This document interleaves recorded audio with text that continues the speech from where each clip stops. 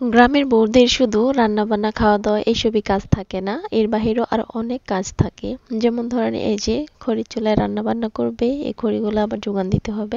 আসসালামু আলাইকুম, সবাই কেমন আছেন? ওয়েলকাম জানাচ্ছি আমার আরেকটি নতুন ভিডিওতে। সবাই সম্পূর্ণ ভিডিওটি দেখে নেবেন, অনুরোধ রইল কেউ স্কিপ করবেন না। যেহেতু শীতের সকাল, তাই আমি সকাল সকাল ঘুম থেকে উঠে কাজগুলো ধরেছি, কারণ সকালবেলা ঘুম থেকে উঠে কাজ করলে শরীরটা আর কি গরম হয়ে যাবে, তাহলে আর আলসেমি লাগবে না। শীতের সকাল, গ্রামে কিন্তু অনেক শীত পড়ে, কিন্তু সকালবেলা যদি আমরা উঠান বা ঘরদোর ঝাড়ু দিই তাহলে অনেকটাই গরম লেগে যায়। তারপর হাত মুখ দিয়ে আমরা নাস্তা টাস্তা বানাই। তো এই গাছের ঠালগুলো অনেকদিন আগে কেটে রেখে দিয়ে গিয়েছিল, কারেন্টের লোক এসে সময়ের ব্যস্ততার কারণে আর এগুলোকে গুছগাছ করা হয়নি। এখন আমি এগুলোকে রোদ্রে শুকোতে দেব, না হলে তো আবার রান্না করা যাবে না।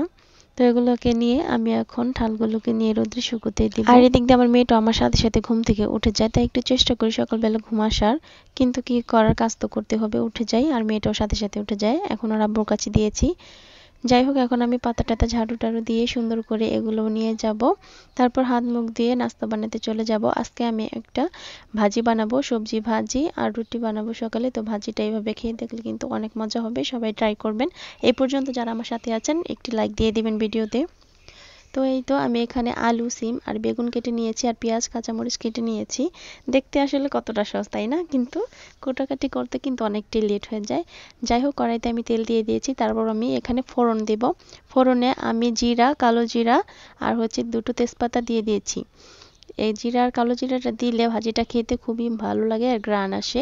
তারপরে এখানে হলুদের গুঁড়ো, মরিচের গুঁড়ো, সামান্য পরিমাণ আদা রসুন বাটা দিয়ে দিব।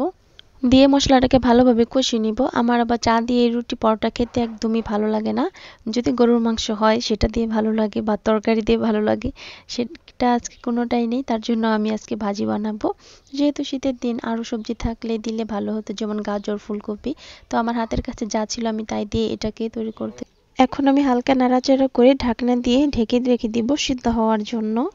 আর এদিক দিয়ে কিন্তু আমি রুটিগুলো বেলে নিচ্ছি, ভাজি রান্না করছি একদিক দিয়ে, রুটি বানাচ্ছি আরেক দিক দিয়ে, কারণ সবগুলো বানিয়ে একবারে তারপরে আমি ভেজে নিব। আর উপর দিয়ে কয়েকটা ধনেপাতা কুচি ছিটিয়ে এখন নামিয়ে নিব ভাজিটা আমার। এই তো ভাজিটা সম্পূর্ণ রান্না হয়ে গেছে, এই দেখুন কালারটা কতটা সুন্দর হয়েছে।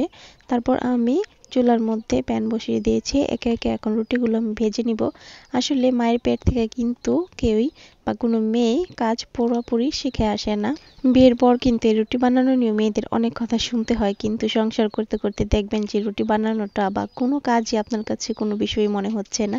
সব কাজে আপনি একদম পারফেক্টভাবে পেরে উঠবেন। আসলে সব কিছুই সময়ের কাছে, সময়ের ব্যবধানে সবকিছু ঠিক হয়ে যায়। তাই শ্বশুরবাড়ির মানুষের উচিত বউদেরকে চাপ না দিয়ে একটু সময় দেওয়া, সময়ের কাছেই তারা সবকিছু শিখে নিবে পারফেক্ট ভাবে। দেখুন একা হাতে রুটিও বানাচ্ছি, ভাজিও বানালাম, আবার স্বামী সন্তানদেরকে খাবারও দিচ্ছি। তারপর সবার খাওয়া দাওয়া শেষ হলে নিজেও একটু খেয়ে নেব।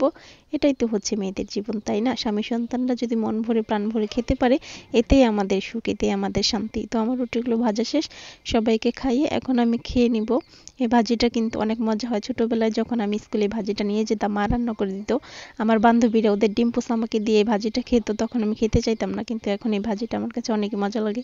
তো এখন বুঝতে পারি ওরা এই ভাজিটা কেন এত বেশি পছন্দ করতো। যাই হোক, এখন কিন্তু বেশ ভালোই লাগে রুটি দিয়ে ভাজিটা খেতে। এভাবে একদিন হলে ট্রাই করবেন আপনারা। আজকে এই পর্যন্ত, আল্লাহ হাফেজ, সবাই ভালো থাকবেন।